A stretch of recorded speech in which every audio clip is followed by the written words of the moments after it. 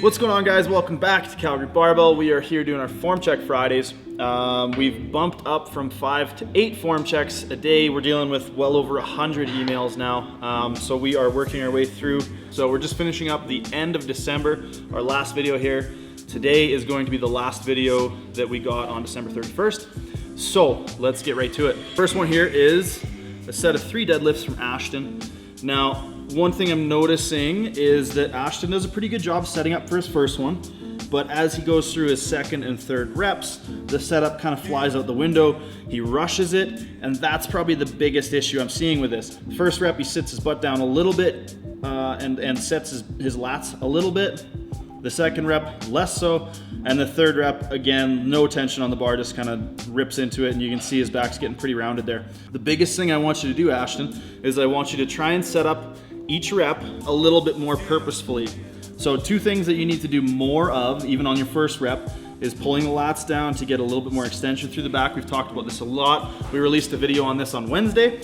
Refer to that video for how to get your back tighter. The other thing I want you to do, and should come as a function of that, is to sit your butt down a little bit more, and you try to use your quads a little bit more to start the movement. So we want to think a little bit more about pushing the floor away to start, and less about pulling back on the bar at the very beginning of your deadlift. That's gonna make it feel a little bit more like a leg press. It's probably gonna make it harder off the floor, so you might take a step back before you start making more progress, but we're gonna need to make sure you're maintaining a better position so you don't get all cat backed and rounded out like that. Next, we have a deadlift from Aniket. And Aniket's from India, so it's super cool to see videos coming in and people watching the channel from India. That's awesome. Thanks for your submission. And this is gonna kind of go part and parcel with Ashton's. So we're seeing a very similar technical flaw here, and that is a little bit of a lack of extension in the back, and definitely not sitting the butt down as far as he could or should. I notice he's also kind of pulling from blocks here. This technique issue is probably only going to get worse when the range of motion is longer. So what I want you to do, Aniket, is I want you to sit your butt down, try to mimic the leg press or the feeling of a leg press by pushing the floor away, keeping your back extended, and being a little bit more patient. You can see as you come up, your hips come up behind you, your shoulders come out in front of the bar a little bit, and it puts you in a very stiff-legged deadlift position. We want to try to avoid this with our competition deadlift or our most efficient deadlift, and that should help put you in a bit of a better position. So push to start the deadlift. Next up, we have Balraj. Again, I hope I'm getting everybody's names right here. So Balraj is 19, started powerlifting in the summer. He's got a back injury currently and can't squat or deadlift right now, but he wants us to take a look at his deadlift. Let's take a look at your deadlift here, man. So again, we're gonna kind of reiterate what we saw in the last one. We're seeing the hips shoot up behind you. We're seeing a lack of tension in the back. Again, refer to the video we just put out Wednesday. We're gonna put that link in the description below. Talks a lot about getting your back tight, setting proper tightness, and how to maintain it throughout the deadlift. Also sitting your butt down more, using a push to start the deadlift. So there, those first 3 videos, nice and easy, all sort of the same cues. Next up, we have a squat, I believe, from Ben Kovacs. He says he's got a sticking point in the middle of his squat, and he's tried pause squats and pin squats to try and sort this out. So let's see what we're working with here. All right, Ben. So this is 405 pounds. Looks like he's set up in sort of a mock meet situation. He's got a singlet on. His buddy's giving him commands. And you can see as Ben hits the hole, he dips forward, his upper back loses position, and right as he hits the hole, his lower back kind of tucks under him. You can very faintly see his pelvis lose its position. So we're starting off in a slightly lordotic position as you descend into the hole. As you hit the hole, we go from that nice little bit of arch to tucking underneath.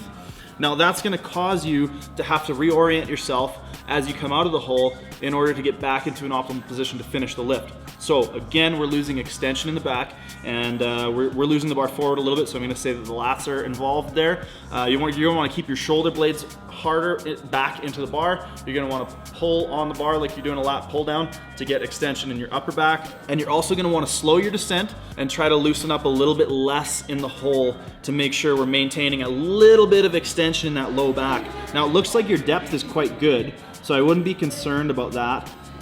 Just try to make sure that on those pause squats and pin squats, we're A, getting depth, and B, making sure we're maintaining that little bit of a curve in the low back. That should help sort that out. I think if we get past loosening in the hole, you're gonna see a lot less lagging explosiveness or lagging power as you go through the mid-range of the lift. If you can stay in better orientation in the bottom position, you're gonna be able to push through and not hit that sticking point quite as hard. All right, on next to Daniel. Daniel's from the UK. He trains for strongman. His squat's been troubling him for a long time, and he wants us to take a look at his technique. Now, if we watch the beginning of Daniel's squats, the first thing he's doing is kind of this funky movement with his hips. Now, I see that a lot. I think part of the intention behind that is to get a bit of a sensation for the glutes, so he's kind of tucking them under and then arching really hard and throwing back, descending pretty loose, kind of snapping his butt back behind him as he starts the descent. Now, the idea behind that, Daniel, is good. We want you to be in that little bit of an extended position. Your technique actually looks quite good, but what I'm thinking is gonna be your issue is you're gonna run into inconsistencies because of the way you're starting your squat. Because you're pushing your butt back in sort of a quick movement and being not quite as purposeful or as mindful or as deliberate as I would like with the beginning of your squat, you're probably gonna see some differences in where the weight is on your feet because you're shifting your body under the load. So you're gonna see differences in how the pressure is on your feet as well as where your hips are ending up, what your back angle's looking like. So I would slow that down, try to eliminate that movement and start with a more purposeful descent. So we're gonna hinge at the hips and then sit. Try not to hinge and just go for it because it looks like you're gonna end up in different position for each squat.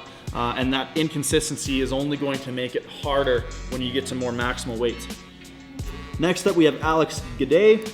Now, I believe he sent me a video previously and the link was broken. So sorry that we're just getting back to you. We're just kind of getting through all these emails, Alex. I know I said I would get to you right away and I did not. I apologize, that's my mistake. So we're gonna get to the video here. So Alex is doing some bench press. Now, the interesting thing about Alex's bench press and the thing I want to focus on the most here is, first off, we're lacking a little bit in the setup department. So what I'd like to see is I'd like to see you try to get your shoulder blades pulled together more and pulled down more. I'd like to see you set up more on your traps. Alex, I want you to go check out our how-to bench press video, as well as there was a video a while back about how holding your breath can help you improve your bench press. So basically we want to create a little bit more extension in the upper back, a little bit better position for the shoulder blades. And the last thing I want to mention here is off the chest. It's a good angle. I really like this angle for bench press because it shows us the bar path. Now that's something that I've found incredibly valuable in the bench press and have made adjustments to lifters' techniques very quickly and seen a lot of benefit. So if you watch Alex's bench press, his bar path is coming up and then back. Now there's a really great Greg Knuckles article about this. Also gonna post a link to that in the description. But what we wanna see is right off the chest, we wanna see the bar come back and then up. So Alex, I want you to focus on pushing the bar back over your shoulders earlier when you start your bench press and not letting it get out in front of you, because that's really gonna cut down on the amount of leverage that you have, the amount of power you have off the chest, and it's generally gonna put your shoulders out of position. So biggest things, set up better, shoulders in better position. Other thing, push back a little earlier. So right off the chest, if this end is your head, we want that bar to come back and then up, as opposed to up and then back. Check out that Greg Knuckles article, very, very useful for bench press. That's something I use or try to use every single time I bench. Okay, we have Keith here. Now Keith has been squatting for about 3 years. He says he couldn't even squat the bar about 3 years ago, and he wants us to take a look at some of his squats here. Scrolling through the video here, we're seeing a whole bunch of different squat workouts on a whole bunch of different days. Now, one thing that I'm noticing, Keith, is in most of, if not all of these videos, we're actually lacking on our depth. So some videos were higher than others, but I really want you to maybe take a step back because it looks like it gets worse as it gets heavier. So if we look at the heavier sets, our depth suffers even more. So one thing I want you to make sure you're doing is getting your hip crease below parallel, or even to parallel. If you don't have plans to power lift, we just want to be going as low as we can safely go. So maybe set up, I see there's a bench there behind you, maybe set up the bench or some kind of pile of books or something. check it out from a side angle. When you're filming, I see you have a side angle, that's good. But when you start with the empty bar, set up something that's gonna force you to get to depth, and that should help a lot. Because what we're seeing right now is we're just seeing a lack of range of motion. So there's a lot of different things that are going wrong because of that, particularly. We could also work a fair bit on the upper back tightness in terms of, again, pulling the shoulder blades together, pulling the lats on harder. But the biggest thing I want you to focus on is just trying to get more depth. That's gonna be priority number one. If you need to deload or move the weight back a little bit, that's totally fine, but trust me, buddy, everything's gonna feel better when you get down there a little bit more. Try working on some pause squats to get comfortable with that bottom position and figure out what it feels like to get to depth and also to hold and maintain position when you're at depth. So, and in case you're not necessarily immersed in the world of powerlifting, when I say depth, what we wanna see is we wanna see the crease of your hip. If this is your femur here, the crease of your hip is gonna be where your muscles on sort of the front of your hip bunch up.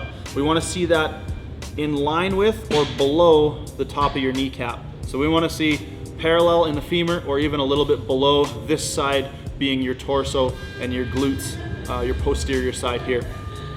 So, like I said, just work on that depth and maybe submit another video in a couple weeks, couple months time, and I guarantee we're gonna be seeing progress there. I would not have any issue with taking a look at one of your squats again. So just work on that depth and send us another video back in. We'll keep working with you, buddy. This last one's from Kevin, and he's got a sumo deadlift here. This is 175 kilos for 4 reps. Now, with Kevin, back position is fantastic. That's one thing that I'm really happy about with Kevin's deadlifts. It's unfortunate he's in a commercial gym. People are walking in front of his camera. Shame on them.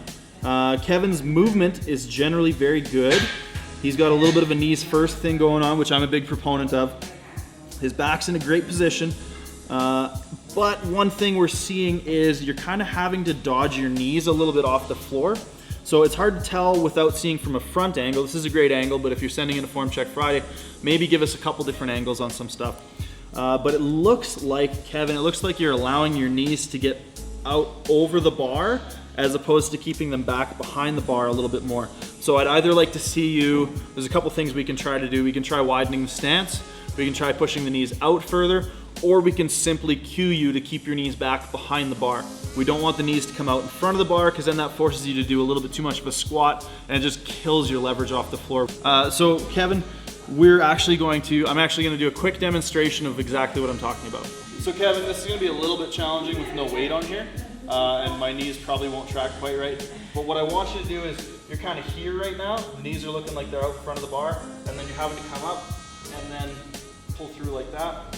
What we want and what's gonna give us a little bit more power off the floor is to try and get things back. So we're here, just try to shift back on your heels more, staying upright. Now you'll notice with no weight on the bar, I'm almost feeling like I'm gonna fall over backwards, but that also allows me to go straight through as opposed to having to go and just making the lockout a little weird. So that's it for today. Thank everybody so much for all the engagement and all the submissions we have on these videos. We're very fortunate and very happy to be able to do this kind of thing for the community and for our subscribership or our following, whatever you want to call it. So thank you very much. Make sure to click like and subscribe, and we'll see you guys next week.